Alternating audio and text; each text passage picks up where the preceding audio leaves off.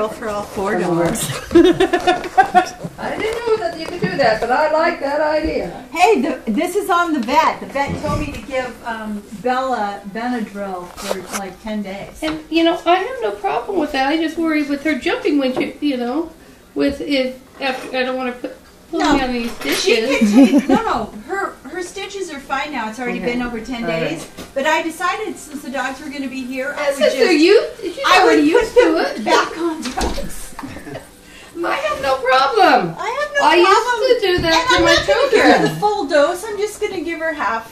I'm just going to give her one I pill used instead to of do 2. that to my kids. If it'll like just calm them down a little.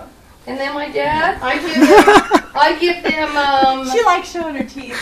what is that stuff, Dramamine to knock them out a little. And then he says, "Oh, gee, you kids, we're going to Disneyland. Wake up." We might have to buy you a new door at the end of this. She's good, but I know.